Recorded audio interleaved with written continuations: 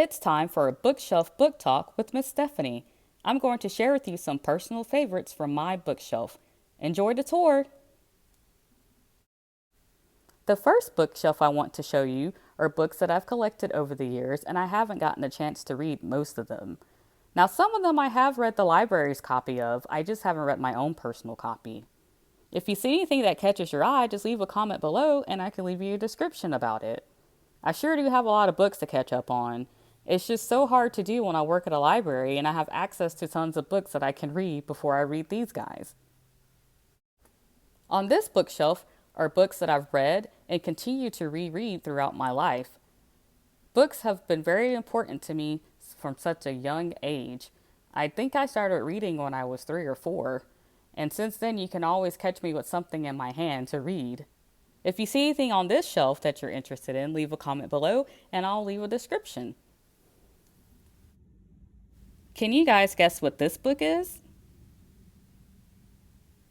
If you guessed Loved You Forever by Robert Munsch, you are correct. This is the first book I remember a librarian reading to my class in elementary school. The next book is A Wrinkle in Time by Madeleine L'Engle. It's a great science fiction book for those of you who are looking to get into science fiction. It's good for children and adults alike. The next book is Old Possum's Book of Practical Cats. If you're a Cats fan, then you'll know some of the characters in this book. And finally, The Great Gatsby by F. Scott Fitzgerald. It will always be my favorite F. Scott Fitzgerald novel and probably my favorite book. Let's start with The Great Gatsby. It's set in the Roaring Twenties. There's a mysterious rich fella and a jaw-dropping homicide. If those things interest you, then this is the book to read. You can also watch the movie and compare and contrast between the book and the film when you're done. Up next is Old Possum's Book of Practical Cats. It's a cute, silly book of poetry about cats. The family can read it and then watch the musical Cats when you're done and sing along because you'll know all the words. The next book is A Wrinkle in Time by Madeleine L'Engle.